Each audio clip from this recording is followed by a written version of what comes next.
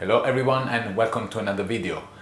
We are back in the studio today. Outside is thunderstorm weather, so we are obliged to film from the studio. As you can see, I kitted out the studio for full comfort, full-size kitchen, TV, so it's really a nice environment for our videos. Let's talk today about accessories and what you need, at least the basics, to get on with your cycling. I try as usual to keep it lean, so just get really the basics I really need for the cycling without spending too much, without buying unnecessary items. At the same time, as you can see, a lot of things on the table. The first item I bought is the lock. At first I didn't know whether I was going to use the bike a lot and leaving it unattended. It turned out that was not going to be the case, but still a good lock if you ever need to leave the bike is definitely a must. You do need to get a very strong lock. Bike theft levels are incredible. You don't want any of the cheaper stuff because they can be broken in seconds. This type, at least the very strong ones, are quite good. They are not impenetrable, of course. They can be cut by any angle grinder. The key here is to give a lot more time to be broken. So this, for example, it does need, I think, 2 cuts to be pried open, so a little bit longer to open than a cheaper one. So this is at least the good one that you can get, and you can also use the cables, because remember, you have to lock the frame to a solid stand on the ground, and it's very good to also lock front and rear wheels so everything is secure. First one is, of course, your bike lock. After the bike lock, I started looking into the saddlebag.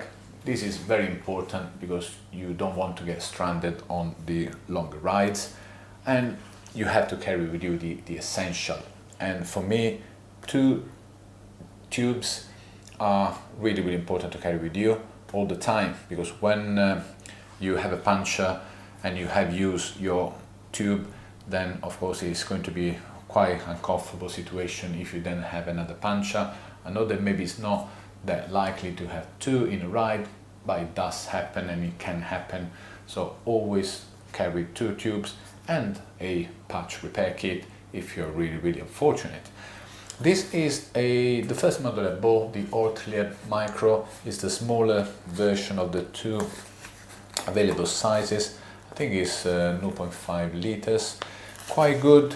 It does come with a typical Ortlieb roll-up system, and inside I got all my kit with the gloves, just in case, a quick link for the chain. If the chain breaks, with this I can attempt to join it back together. Neatly packed here, the conventional tubes in a plastic bag, tie levers, and the repair kit. Everything that you will definitely use, and I used it many times when I had the puncture.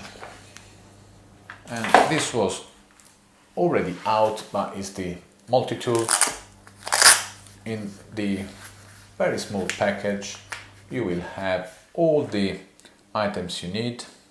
This is a quite good model, Topic 20 Pro, with all the possible keys that you might need, and also has got a removable chain tool where you can break your chain and link it up again if you get stranded in a very difficult situation.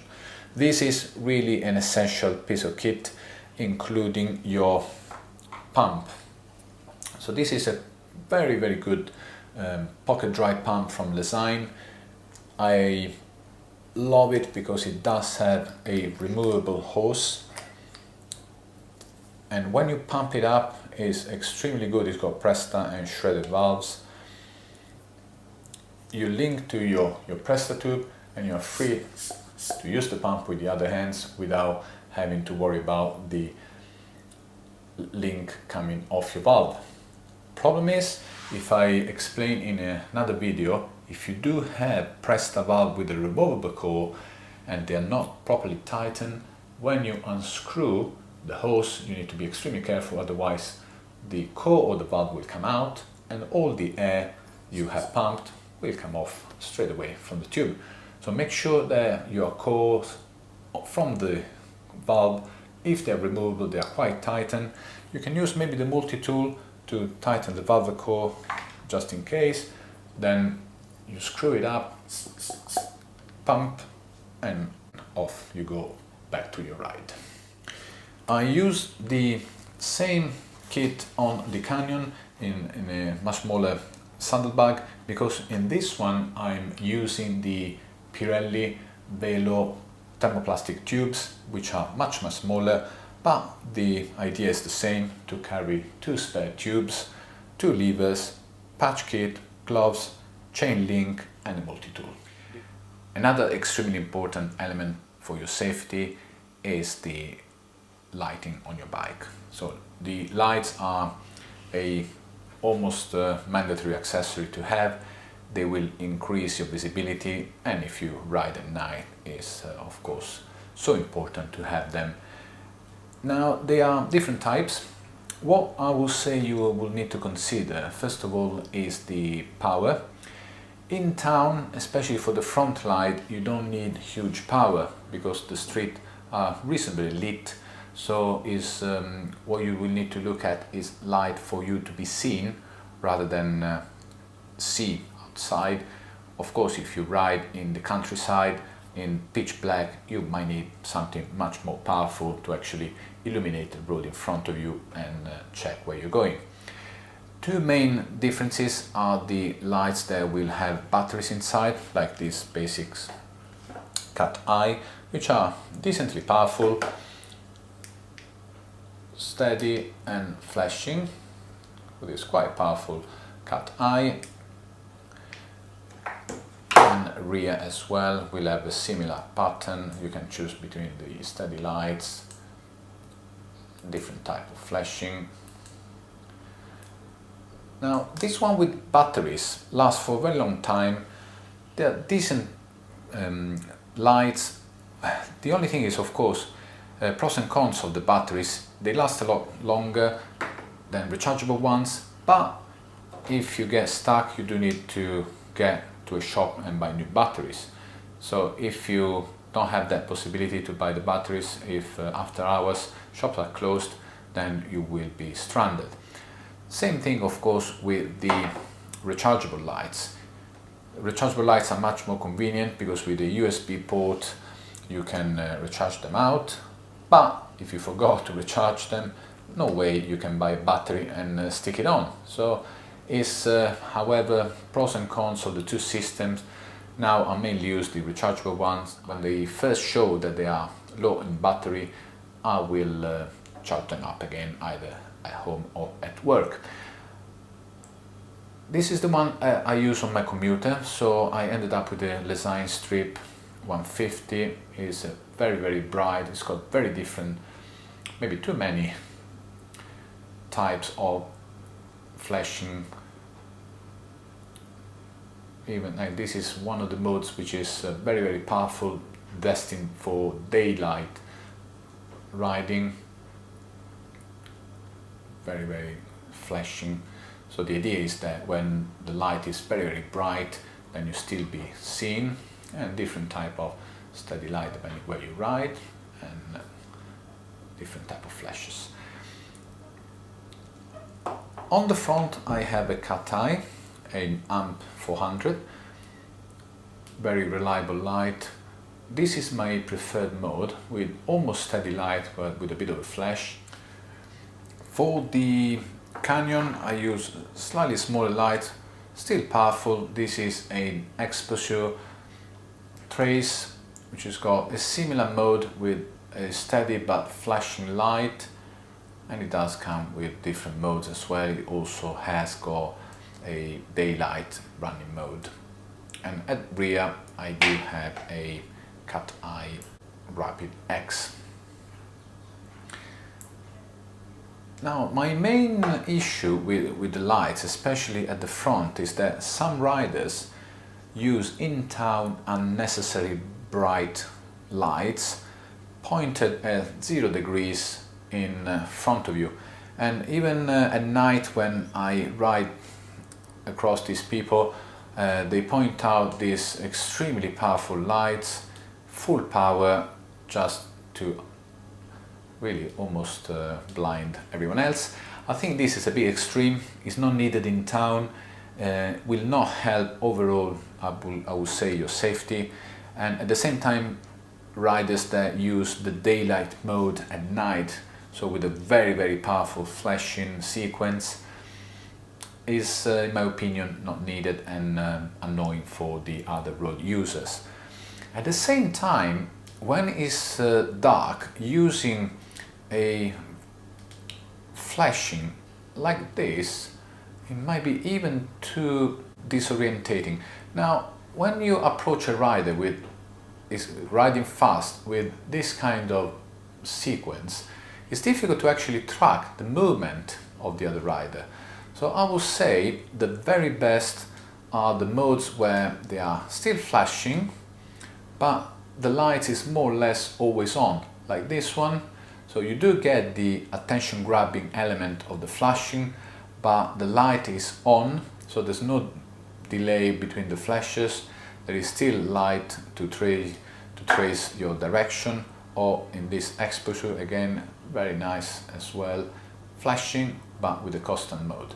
Because if the flashing is too far apart from each other, then again the movement, especially at dark, is not easy to see. So it might be a bit disorientating. You can use this maybe during the day. If it's a bit overcast, you do get some attention grabbing, and if it's very bright, one of the daylight mode are very good. But again, using lights 0 degrees, very powerful in front of other road users, in my opinion, is not the very best. What you also need to consider is how the lights fit to your bike. This is another element where I have to say cat eye, even though they look maybe dated, they do have a very strong attachment to the bike, and this is really a plus when you buy a light, that you are secure that the light is going to stay on your bike. Let me show you. This is especially true with the cat eye. So they have this kind of bracket, maybe not the prettiest one, but it does have a very positive clipping. You slide the light in, connect it, and is safe, secured on the bike. Make sure that the angle of the light is not horizontal, otherwise, as I said, it will really flash in the eyes directly of the other road users, and is not a nice experience. For the exposure trace on the Canyon, I have the specific GoPro mount that fits at the bottom of this computer stand, and it clips in quite conveniently located, very neat, and it forms a really good integration with the computer mount. These are the two bikes fitted with the essential, so front light for the Canyon, front light for the Merida, rear light for the Canyon with the saddlebag, rear light on the Merida with the saddlebag. This is the standard configuration on the two bikes, but as you can see, there's something that is even more essential. That's got his housing here for the Merida and here for the Canyon, and it's the obligatory computer for recording your Strava ride. If it's not on Strava, it didn't happen. That's why you need the computer. There's different school of thoughts, Garmin, Wahoo. I'm a Wahoo guy. I had a previous computer which was sold by Decathlon, complicated to use, didn't upload the ride on Strava on time, so I switched to Wahoo. I never had a problem with Wahoo. To me is fantastic. You can see many reviews on this. Is, I would say, the very best you can get on your bike. Other essential elements to fit on the bike are the bottle cages, different types you can choose from. I do have the Elite on the Merida, they look very nice, and AliExpress copy of some fancy Bontrager carbon ones. They are light, carbon made, very cheap, and they look really nice. And I also use Elite bottles, the 550 milliliter is quite light bottle. They do get scuffed, and I guess it's a bit of a disposable item, so change them out quite often. They're not expensive, and I would say they look extremely nice on the bike. A set of accessories that I bought but I eventually ended up not using a lot are these fenders, made by SKS, very good quality. They fit reasonably well on the bike, and they offer good protection if you ride in the wet. So this is the rear blade one, and at the front they do fit on this side here. They, I have to say, don't look particularly well on a road bike. Yes, they offer good protection. I ended up not using them anymore, even though they are a good product, not very expensive, well made. SKS, they do have much better race fenders as well, but to me fenders don't look really nice on the road bike. On this side I'm more for fashion rather than function. That's me. But I ended up using the small Ass Saver on the Merida, and believe it or not, this is very effective, at least in avoiding spray on your back and keeping some of your backside dry as much as this small thing can do. So it does offer decent amount of protection, doesn't weigh anything, quite easy to fit. Depending on your saddle, you might want to cut the size depending on the size of the rails, and it slots in really nicely, clips in here on the saddle, quite neat, and offer a decent amount of protection.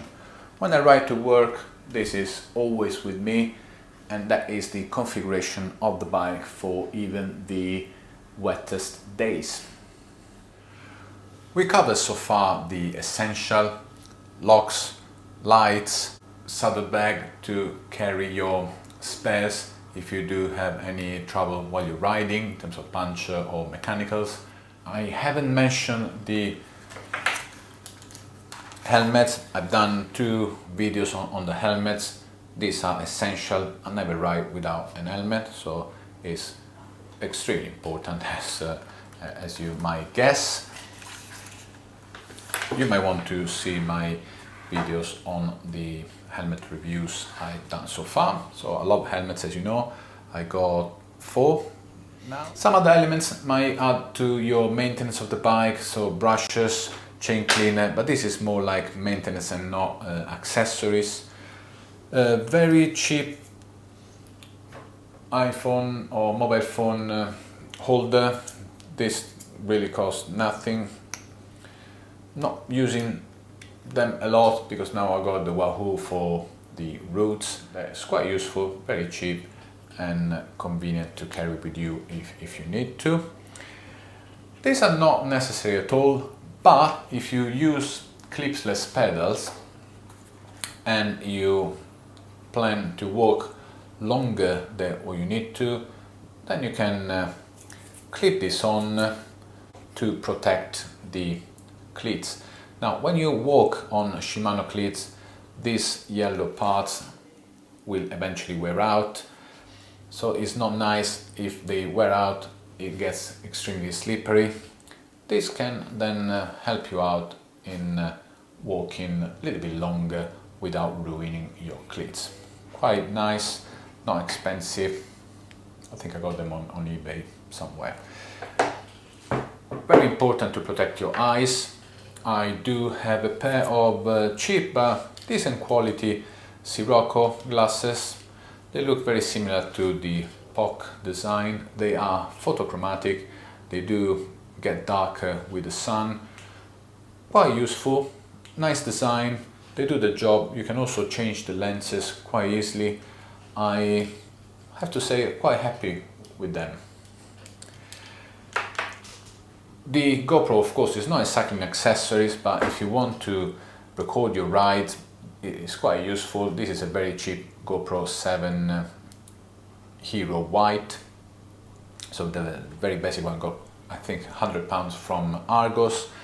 And I got the cage. This Pro stand is actually very, very good. I saw this in quite a few videos. Francis Cade is a very famous YouTuber, uses a lot, and I copied him out, and I have to say this is extremely good. Yes, you might look silly when you got this in your mouth and holding the GoPro, but the video footage you can get is really, really good, and also if you need to hold it, it's convenient as well. So this is really, really highly recommended from me as well. Lastly, this could be more again into maintenance. If you do use a track pump, of course, at home to pump up your tires, the gauge that come with the track pumps are usually off. So a decent gauge, separate gauge, will really help you out setting the correct pressure. So maybe you don't spend too much on the pump, but the gauge will help you out dialing in the correct pressure. And lastly, the Aftershokz Open Move headphones that I use on my ride. I've done a video on this one. Now I use them on every commute to listen to the radio. It's quite a good companion. Sound quality is decent, nothing special, but it's the only thing I will wear on a ride because they leave your ear open and they let you hear the noises from the road for safety reasons.